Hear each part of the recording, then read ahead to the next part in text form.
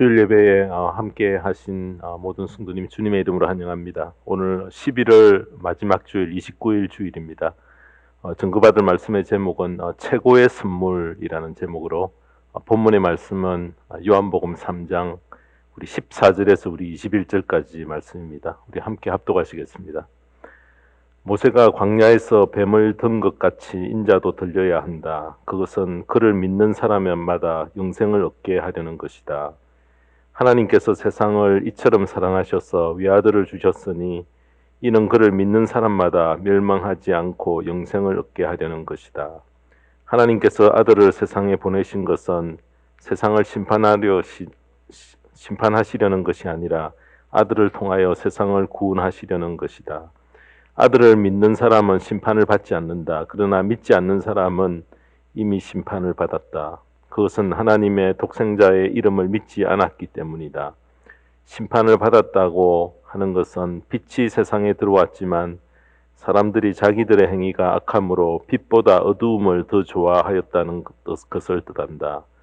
악한 일을 저지르는 사람은 누구나 빛을 미워하며 빛으로 나오지 않는다. 그것은 자기 행위가 드러날까 보아 두려워하기 때문이다. 그러나 진리를 행하는 사람은 빛으로 나온다. 그것은 자기의 행위가 하나님 안에서 이루어졌음을 드러내려는 것이다. 아멘. 네, 오늘 이 말씀 가지고 최고의 선물이라는 제목으로 말씀을 전합니다. 어느 등산객이 험한 산을 오르다가 길을 잃고 말았습니다. 해는 저물고 거기에 갑자기 눈보라까지 세차게 몰아쳐서 이렇게 죽는 건 아닌가 하고 절망에 빠져 있을 즈음에 멀리서 작은 불빛이 보여 가까이 다가갔는데 깊은 산속에 작은 초가상간 흐름한 집 한 채가 있었습니다.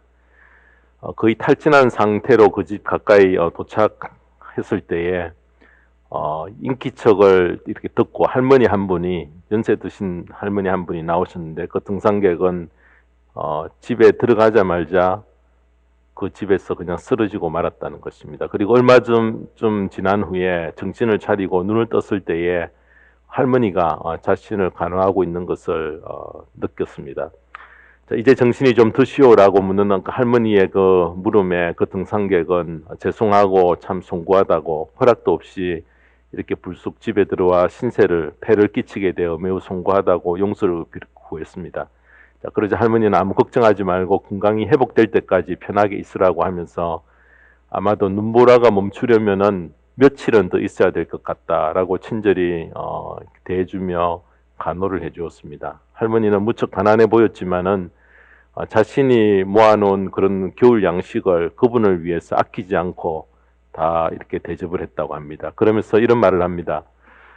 나에게는 당신만한 아들이 있었다오. 지금은 세상이 없지만 이놈의 산이 문제지요. 이렇게 이야기하는 걸 보니까 할머니의 아들도 아마 산에서 조난을 당하여 세상을 떠났던 모양입니다. 아들 생각 때문인지는 몰라도 할머니는 아들 보살피듯 그 등산객을 보살펴 주었습니다. 덕분에 금방 몸은 회복이 되었고 이제 귀가할 시간이 이제 다가왔습니다. 자신을 위해서 지극정성을 다해 보살펴 주시니 할머니를 위해서 이 등산객은 뭘 보답해 드릴까 생각하다가 할머니에게 새로운 집을 지어 드려야 되겠다라는 생각이 들었습니다. 그 등산가는 큰 기업체를 가진 회장님이었습니다. 할머니의 집이 너무 낡아서 할머니가 따뜻한 겨울을 나실 수 있도록 새 집을 지어 드리려는 그런 결심을 하고 집을 떠날 때에 새로 집을 지을 만한 금액이 적힌 수표를 꺼내어서 할머니에게 드렸습니다. 그동안 고마웠다는 인사를 한 후에 이거 가지면은 겨울을 따뜻하게 보내실 뿐만 아니라 내년에 봄에 돈을 이렇게 인출하여서 집을 짓는 그 일에 쓰시라고, 받지 않으려고 했지만은 손에 이렇게 지어드린 그 손에 수표를 지어드리고 등산객은 산을 내려왔다고 합니다.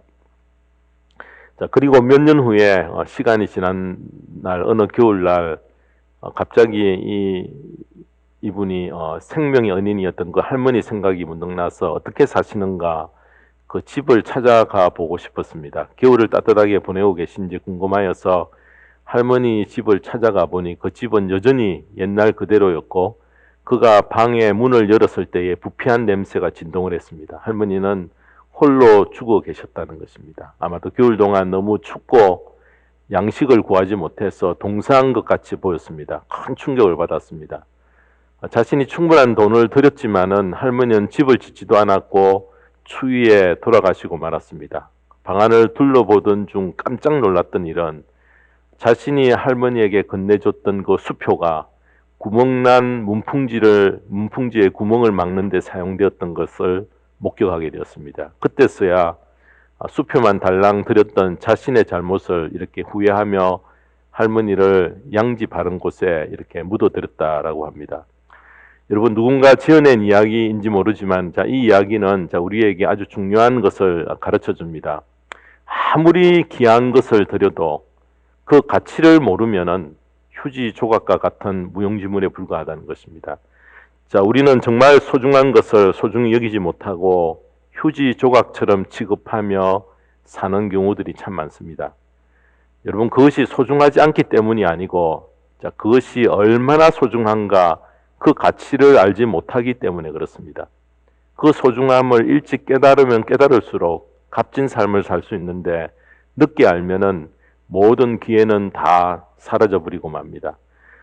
우리에게 정말 값지고 귀한 선물이 있는데 그것이 얼마나 귀하고 좋은 것인지 모른 채 사는 경우들이 참 많습니다. 집 한 채를 지을 수 있는 큰 금액의 수표를 주었지만은 여러분, 그것을 문풍지에 구멍을 막는 데 쓰다가 추위에 얼어 죽은 할머니처럼 말입니다.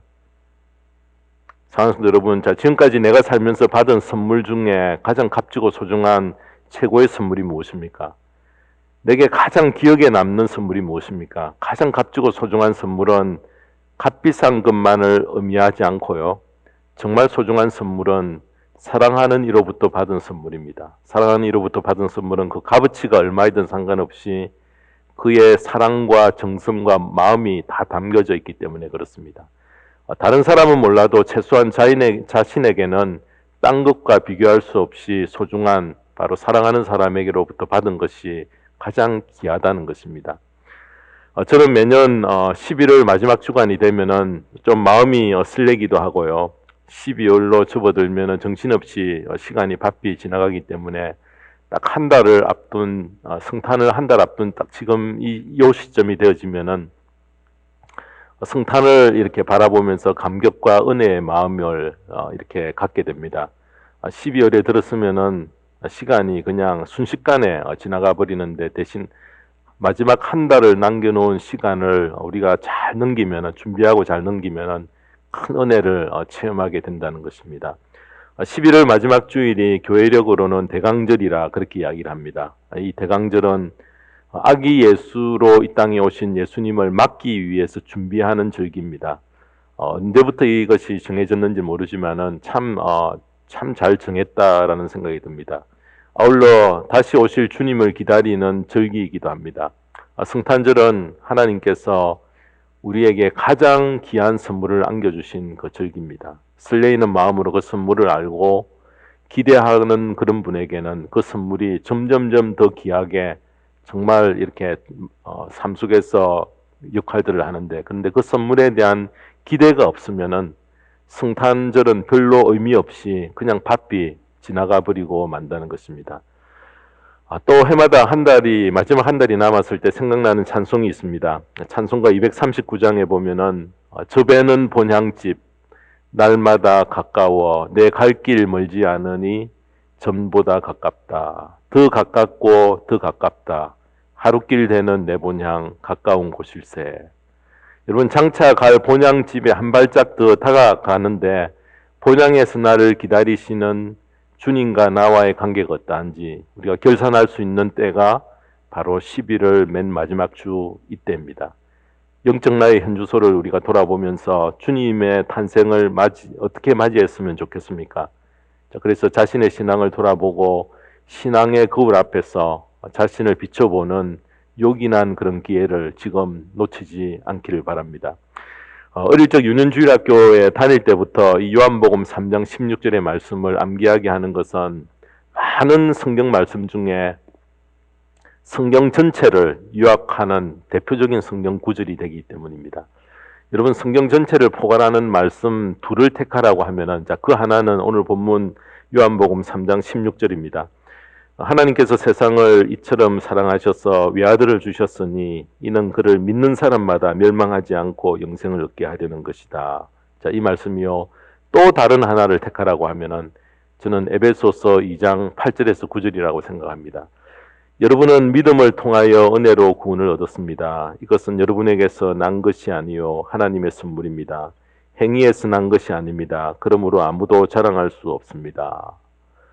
자, 구원의 근거를 우리 성경이 이야기하는 구원에 대한 책인데요. 이 구원의 근거를 소개하는 가장 핵심되는 내용을 요약하고 담고 있는 구절이 바로 이 두 곳에서 나타납니다.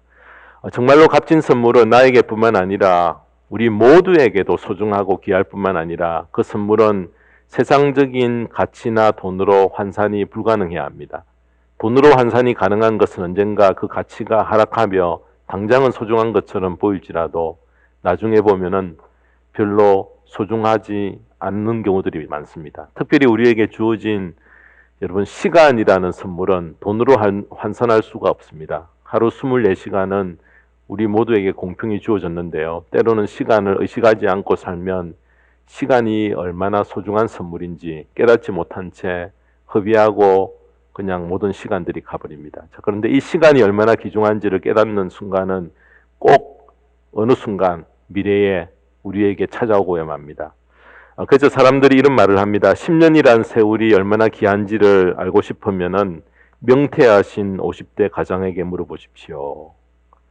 또 4년의 세월이 얼마나 귀한지 알고 싶으면은 대학을 졸업한 졸업생에게 물어보십시오. 또 1년이 얼마나 귀중한 세월인지 알고 싶으면 유급당한 학생에게 물어보십시오. 또 한 달이 얼마나 소중한지 알고 싶으면은 미숫가를 낳은 산모에게 물어보십시오. 또 일주일의 소중함을 알고 싶으면은 주간 잡지 편집장에게 물어보십시오. 또 1시간의 소중함을 알고 싶으면 애인을 기다리는 총각에게 물어보십시오. 또 1분의 소중함을 알고 싶으면은 방금 기차를 놓친 아주머니에게 물어보십시오. 1초의 소중함을 알고 싶으시면은 사고의 순간 간발의 차이로 살아난 생존자에게 물어보십시오. 그리고 10분의 1초의 소중함을 알고 싶으면 올림픽 100m에서 은메달을 딴 선수에게 물어보십시오. 이런 말이 있습니다. 자, 그러므로 시간은 우리에게 정말 소중한 선물입니다. 그런데 그 소중한 시간, 우리에게 정해진 70년, 80년이라는 선물을 80년 동안 우리에게 주실 선물을 가슴에 가득 담고 우리를 찾아오신 분이 바로 예수 그리스도이십니다. 그리고 그 예수님은 우리에게 하나님께서 우리에게 주신 최고의 선물인데 요한복음 3장 16절의 말씀을 좀 이렇게 나누었어요. 우리가 한번 살펴보면은 사람들은 말하기를 요한복음 3장 16절을 기독교 복음의 심장이 되는 구절이라 이렇게 말씀합니다. 그래서 16절을 다시 한번 살펴보면은 하나님께서 가장 위대한 아버지 되십니다. 세상을 가장 위대한 필요입니다. 이처럼 사랑하셔서 가장 위대한 사랑입니다. 외아들을 주셨으니 가장 위대한 희생이요. 이는 그를 믿는 사람마다 가장 위대한 초청이고 멸망하지 않고 가장 위대한 구원이요. 영생을 얻게 하려는 것이다. 가장 위대한 소망입니다. 자, 오늘 우리 모두가 이 선물에 시선을 옮겼어요. 하나님께로부터 이미 선물을 받고 살고 있는지, 자, 이것을 귀하게 여기고 있는지 우리의 삶 속에서 우리는 확인해야 한다는 것입니다. 특별히 오늘 하나님께서 이 세상을 이처럼 사랑하셔서 외아들을 주셨으니라는 이 구절 속에서 자, 이처럼 속에 숨겨져 있는 깊은 뜻 두 가지를 우리가 성탄을 앞두고 모든 성도님의 마음속에 깊게 담고 이 한 달을 보내며 주님 오심을 우리가 간절히 바라는 귀한 시간으로 우리가 맞이할 수 있기를 바랍니다. 자, 이처럼 속에 담겨져 있는 첫 번째 의미는 14절 15절에 나타나 있습니다. 노뱀을 쳐다보기만 해도 낫게 하여서 아주 구원을 쉽게 해놓으셨다라는 그런 의미가 이 속에 들어있습니다. 자, 이처럼은 무슨 의미일까? 첫 번째는 문맥상 그 앞에 나오는 14절, 15절 말씀과 연결이 됩니다. 14절, 15절을 보면요. 모세가 광야에서 뱀을 든 것 같이 인자도 들려야 한다. 그것은 그를 믿는 사람마다 영생을 얻게 하려는 것이다. 자, 광야에서 모세가 놋뱀을 만들어 매달았던 사건을 생뚱맞게 여기에서 언급을 하고 있는 이유가 있습니다. 자세한 내용이 민수기 21장에 기록이 되어 있는데요. 자, 이스라엘 백성들이 출애굽을 하여서 가나안 땅으로 향하던 광야 생활 중에 호르산에서 출발할 때에 자, 이스라엘 백성들의 입에서 많은 불평이 쏟아졌습니다. 아주 가깝고 빠른 지름길이 바로 여기에 있는데 그 길을 통하면 가나안에 쉽게 들어갈 수 있는데 하나님은 그 길로 인도하지 않았습니다. 에돔 땅을 통과하면 쉽게 빨리 목적지에 들어갈 수 있었지만은 하나님께서는 그 길로 인도하지 않고 멀리 딴 길로 돌아가게 만들었기 때문에 이스라엘 백성들의 입에서 불평이 쏟아지기 시작을 했습니다. 지금까지 광야의 생활 속에서 멀고 험한 그 길을 오느라 큰 고생을 겪었는데 또다시 바로 이 지름길을 두고 왜 딴 길로 돌아가라 이렇게 하니 마음이 상하여서 백성들의 입에서 불평과 원망이 쏟아지자 하나님께서는 불뱀을 보내어서 불평하는 이스라엘 백성들을 물게 만드셨습니다. 그래서 여러분 이 불뱀에게 물린 자들 가운데 죽는 사람들이 속출했고요. 일부는 죽어가고 있었습니다. 자, 그때에 모세가 하나님께 간절히 기도합니다. 범죄한 이 백성을 용서해 주시고 뱀들이 물러가게 해달라 그렇게 요청을 합니다. 하나님께서 모세의 기도를 들으시고요. 불뱀을 떠나가게 하시고 뱀에 물려 죽어가던 백성들을 위해서 놋뱀을 만들게 하고 그 놋뱀을 높은 장대 위에 달아놓고 자, 그것을 쳐다보기만 해도 모두가 다 치유받게끔 만드셨다는 것입니다.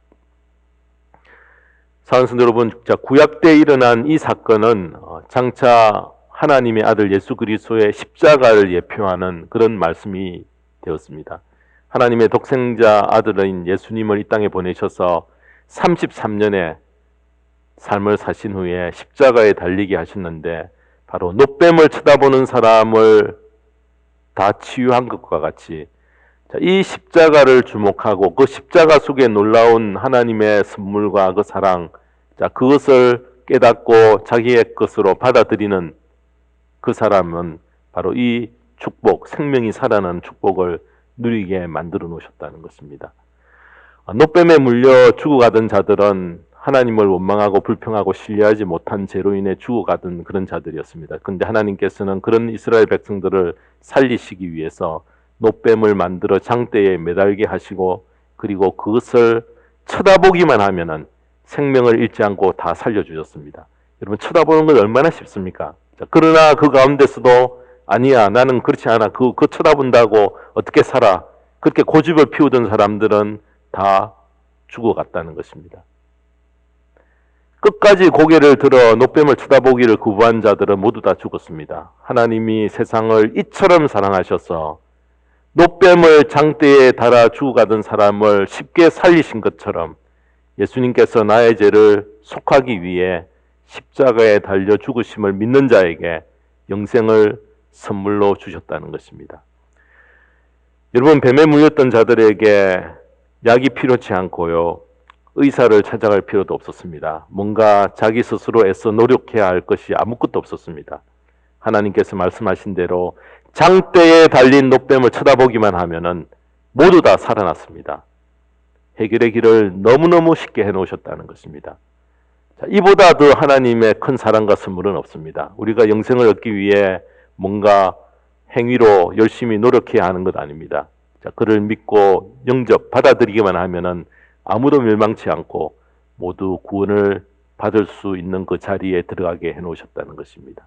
바로 이 구원이 선물이라는 것입니다. 선물의 특징이 뭡니까? 내가 뭔가를 해서 그 대가로 받는 것이 아니라 내가 한 것이 아무것도 없지만은 그저 주는 공짜 선물이 바로 선물입니다. 자, 우리가 구원받기 위해서 뭔가 애쓰고 노력한 결과로 구원이 주어진다면은 그것은 선물일 수 없습니다. 그런데 하나님께서는 우리에게 어떤 대가도 요구하지 않으시고요. 어떤 조건을 충족시켜야 한다고 말씀하지도 않으십니다. 그저 하나님께서 우리에게 독생자를 선물로 주셨습니다. 그리고 그 선물을 받는 사람에게는 영생을 허락하셨습니다. 자, 그러기에 하나님께서 우리에게 주신 가장 귀한 선물은 다른 것이 아니고요. 바로 예수 그리스도를 이 땅에 보내신 것입니다. 이 땅에 아기 예수 그리스도보다 더 귀한 선물은 없다는 것입니다. 자, 우리의 마음에 이 귀한 선물을 간직하고 있는 분과 간직하지 못하는 분의 삶은 완전히 차이가 납니다. 영원한 생명을 주시는 예수 그리스도야말로 세상에 둘도 없는 가장 귀한 선물입니다. 이 선물은 그것을 준 사람의 마음을 알고 그것을 감사함으로 받을 때에 진정으로 내 것이 됩니다. 아무리 값지고 귀한 것이라 하더라도 내가 받아들이지 않으면 나와 아무 상관없는 일이 됩니다. 하나님께서 우리를 이렇게 사랑하여 구원을 쉽게 베푸셨음을 기억하고요. 자, 오늘 우리가 성탄을 앞두고 이 귀한 절기를 보내면서 이 귀한 선물을 나의 것 삼는, 그리하여 나의 삶 속에서 많은 열매를 맺을 수 있는 그 삶을 사는 자리에 나아가는 저와 모든 성도님의 거룩한 삶이 되기를 주님의 이름으로 축원합니다. 자, 두 번째로 이처럼 속에 담겨져 있는 두 번째 뜻은 무엇인가? 독생자를 내어주신 하나님의 놀라운 사랑을 이처럼이라고 표현을 했습니다. 하나님이 세상을 이처럼 속에 담겨진 두 번째 의미는 뒤에 나오는 독생자와 연결이 되고요. 여기서 이 세상은 이 땅에 태어난 모든 인류를 말합니다. 하나님이 그 모든 인류를 사랑하셨고 나와 여러분 모두, 여러분 믿는 사람이든 믿지 않는 사람이 다 포함이 됩니다. 이처럼 사랑하셨다는 것은 극진히 사랑하사, 너무 사랑하사라는 뜻인데, 그 깊은 하나님의 사랑을 사람들이 어떻게 이해할 수 있었을까요?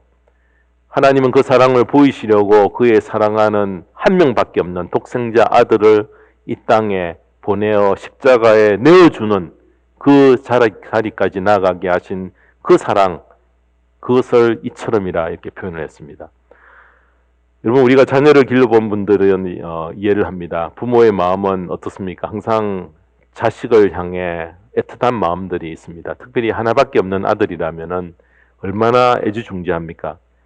여러분, 그 아들을 조금이라도 희생케 하는 그런 결정, 그런 일들이 일어나면은 마음이 아픕니다. 자, 그러나 그렇게 하지 않으면은 방법이 없기 때문에 하나님은 삼위 하나님 중에 성자 예수님, 독자 아들을 우리를 위해 희생하기로, 그 하나님의 귀한 사랑을 보여주는, 나타내는 그런 방법으로 독생자를 희생하기로 결단하셨다는 것입니다. 하늘의 보좌를 버리고 이 땅에 옮겨와서 머무시는 것, 엄청난 희생입니다. 이 지구 전체는 여러분 죄인들만 거하는 거대한 감옥입니다. 감옥에 갇힌 자를 석방하거나 자유의 몸이 되기 위해서는 죗값을 치루어야 하고 감옥 밖에서 누군가 힘을 써줄 수 있어야 한다는 것입니다. 거대한 감옥에 갇혀 있는 우리를 석방시키기 위해서는 감옥 안에서는 여러분 탈옥밖에 할 수 없습니다.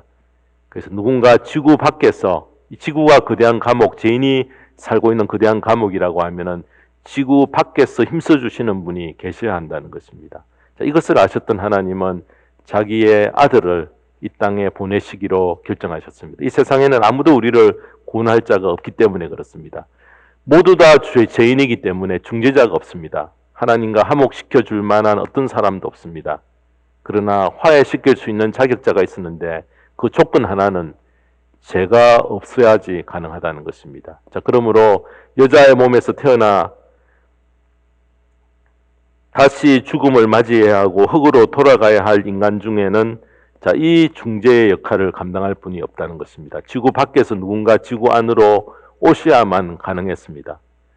하나님께서 너무나 우리를 사랑하셔서 우리를 죄에서 구원하기 위해 자신의 아들을 보내겠다라고 결정을 하셨습니다. 하나님의 아들 예수 그리스도는 죄가 없으신 하나님이십니다. 하나님과 아들은 하나인데요. 하나님과 아들은 하나인데 짐승이 새끼를 낳으면은 짐승 새끼가 됩니다. 그렇죠? 개의 새끼를 우리는 강아지라 그러고 소의 새끼를 송아지라 그러고 사람의 새끼를 아기라 그렇게 이야기를 합니다. 하나님의 아들은 하나님이십니다. 자, 그러므로 독생자 아들 예수 그리스도를 세상에 보내셨다라는 것은 하나님을 이 세상에 사람의 모양으로 보내셨다는 것입니다. 하늘 위에서 구름 위에서 인간의 죄를 담당할 수는 없었고요.